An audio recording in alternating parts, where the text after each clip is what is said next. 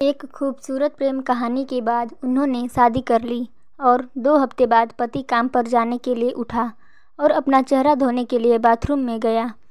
उसने आईने में देखा कि उसके चेहरे पर अलग अलग रंगों से कुछ शक्लें बनी हुई हैं। उसकी सीधी सादी बीवी, बचकाना और मासूम दिल रखने वाली। उसने सोते वक्त उसके चेहरे पर कुछ लिख दिया था। उसने इसे बड़े प्यार से अंजाम दिया था। वो उस पर हंसने के लिए तैयार थी। सुबह वह उसके पीछे दौड़ेगा, उसे पकड़कर उसके गाल पर चुटकी लेगा और फिर उसे कसकर गले लगाएगा और उसे कहेगा कि वो उससे बहुत प्यार करता है। फिर वो दोनों पूरा दिन उसके चेहरे पर हंसेंगे। उस बेचारी मासूम बेबी ने पिछली रात ही ऐसा सपना देखा था, लेकिन उसके पति ने गुस्से में अपना मुंह धोया और फिर किचन में गया। कॉफ़ी पीने के लिए चला गया, जो वो रोज़ सुबह पिया करता था। उसकी पत्नी आज कॉफ़ी बनाना भूल गई थी क्योंकि वो उससे थोड़ा सा झगड़ना चाहती थी। अपने पति से कुछ रोमांस की उम्मीदें जो उसने हमेशा फिल्मों में देखा था और किताबों में पढ़ा था, पर जब उसे कॉफ़ी नहीं मिली तो वो गुस्सा होकर उसके पास आया। वह उस पर चिल्लाया और उसे तब तक थप्पड़ मारता रहा जब तक कि उसने उसे ज़मीन पर नहीं गिरा दिया और कहा, मैंने तुम्हारे साथ खेलने के लिए शादी नहीं की है। मैं एक आदमी हूँ, छोटा बच्चा नहीं हूँ। मैंने एक परिवार बनाने के लिए तुमसे शादी की है ताकि सभी की नज़रों में एक आदमी बन सकूं। पागल हो क्या तुम? प्यार और रोमांस की कहानियों की तरह जीना चाहती हो? जागो जागो। तुम किसी फिल्म की हीरोइन नहीं हो। जो कहानियाँ तुम पढ़ा करती हो वह सब खत्म हो चुकी है। कहानियों से घर नहीं बनेगा और ना ही खाना बनेगा। ये कहानियाँ तुम्हारे बच्चों को नहीं पालेंगी। वह बेचारी मासूम बीबी खड़ी होकर रो रही थी और अपने दुपट्टे से अपने आंसू पोंछ रही थी। पति ने उस पर चिल्लाते हुए कहा, आज मैं अपने दोस्तों को लंच पर बुलाऊंगा। मैं चाहता हूँ कि जब वो आए तो सारा खाना तैयार हो जाए। तुम समझ गई ना? और अगर खाने पीने में कुछ कमी रही तो तुझ पर अफसोस हो। वो उस वक्त खुद को ऐसे आदमी के रूप में देख रहा था कि जिसकी पत्नी उसकी इच्छाओं पर चलती है। वो अपनी पत्नी को जख्मी दिल के साथ छोड़कर बाहर चला गया। वह खड़ी इतनी ज़ोर ज़ोर से रो रही थी कि वह ठीक से सांस भी नहीं ले पा रही थी। वह जल्दी से दोपहर का खाना तैयार करने लगी। उसकी आंखों से बराबर आंसू बहते जा रहे थे। पति उस दिन काम पर नहीं गया, अपने दोस्तों के घर चला गया। वो सोच रहा था कि उसने जो किया वो सही किया या गलत। वो अपने दोस्त से जाकर सब बातें बताने लगा। आज मैंने अपनी बीवी को डांटा है, ये कहा है, ऐसे मारा है। लेकिन सौभाग्य से उसका दोस्त उसके जैसा नहीं था। उसने उसे अपनी बात पूरी करने की अनुमति नहीं दी और यह कहते हुए उसे बीच में ही रोक दिया। What man, are you mad? यह सब कैसी क्रूरता है तुम्हारे अंदर भरी है? इस तरह तुम अपनी पत्नी के साथ व्यवहार करते हो? क्या तुम एक अच्छे पति हो? क्या तुमने ईश्वर के दूत को नहीं सुना? महिलाओं के प्रति दयालु रहो। महिलाएं कांच की बनी बोतल की तरह होती हैं। आपको उसके साथ नरमी से व्यवहार करना होगा, उसके प्रति दयालु होना होगा, उसके साथ कोमल होना होगा, उसे दुलारना होगा, उसे तोड़ना नहीं होगा। अरे यार, तुमने अभी कुछ समय पहले अपनी पत्नी से खाना पकाने और बच्चों की परवरिश के बारे में जो बताया था, वो सब मूल रूप से उसके साधारण कामों में से एक है जिसे वो रोज़ करती है। और तुम्हारा उसके साथ दयालु और स्नेही होने से ही तुम्हारे लिए उसका प्यार और जुनून बढ़ेगा। वो आपको बताए बिना घर के वो सारे काम करेगी जो तुम चाहते हो। वह तेरी दासी नहीं है और न वह घर की नौकरानी है।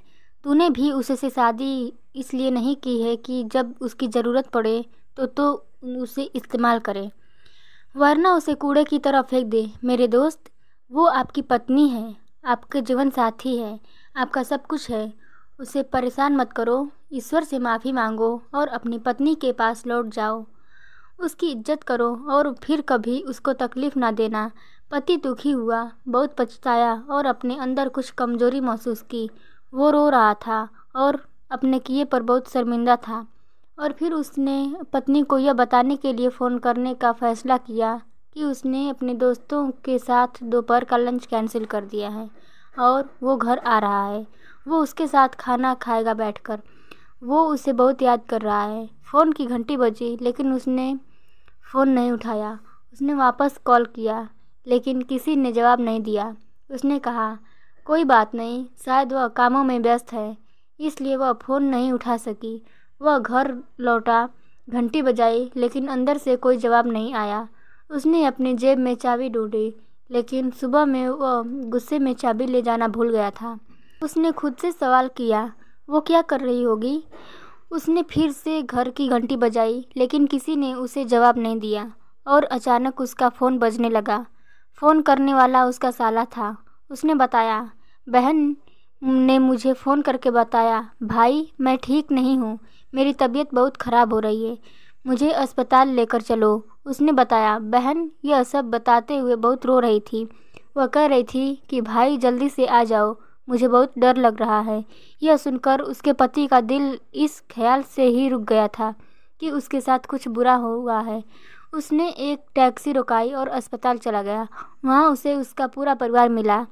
उनके चेहरे पर उदासी छाई हुई थी। उसने सोचा कि वे उससे गुस्से में मिलेंगे क्योंकि उसकी पत्नी ने उन लोगों से शिकायत की होगी, लेकिन थोड़ी देर के बाद उसको लगा कि उसकी पत्नी ने किसी को कुछ नहीं बताया है। वह भी उनके साथ इंतज़ार करने लगा।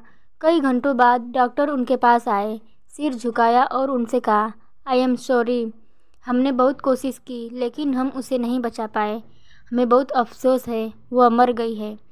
शाम को अपनी पत्नी के भाई से दूसरी चाबी लेकर घर आया। ताला खोलकर घर के अंदर गया तो टेबल को ढका हुआ पाया। उसने टेबल पर से कपड़ा हटाया। टेबल पर बहुत ही स्वादिष्ट व सुंदर तरीके से पकवानों की डिशेस लगी हुई थी। उसने फ्रिज के दरवाजे के ऊपर एक कागज़ लटका हुआ देखा। उसने उसे खोला तो उसमें लिखा हुआ था कि मेरे प्यारे पति, आज सुबह मैंने जो गलती की है मुझे उसके बारे में बहुत अफसोस है। आप मुझे माफ़ कर दो। मैं आपसे बहुत मोहब्बत करती हूँ। मैं चाहती थी कि आप मुझे गले लगाकर मुझसे कहें कि मैं तुमसे बहुत मोहब्बत करता हूँ, तुम मेरी ज़िंदगी हो, लेकिन मैं अपने चुलबुलेपन की वजह से नहीं समझ पाई कि आप मेरी इस हरकत पर बहुत गुस्सा हो जाएंगे। मैं आपसे वादा करती हूँ कि अब मैं कभी आपको परेशान नहीं करूँगी। मुझे उम्मीद है कि आपके दोस्तों को यह खाना बहुत पसंद आएगा। ये उस आदमी के लिए शर्म की बात है जो अपनी बेबी से प्यार तो करता है, लेकिन यह भूल जाता है कि उस पर दया करना है। उससे मोहब्बत करना ईश्वर का ही आदेश है। अपनी बीवी को याद रखो। घर जाओ तो मुस्कुराओ, तुम्हारी बीवी भी मुस्कुराएगी। और मुझे पता है कि यह एक खुशहाल घर बनाने के लिए धैर्य, ईमानदारी और प्रेम की आवश्यकता होती है। तो फ्रेंड्स, इस वीडियो पर आपकी क्या राय है हमें कमेंट करके ज़रूर बताएं। Thanks for watching.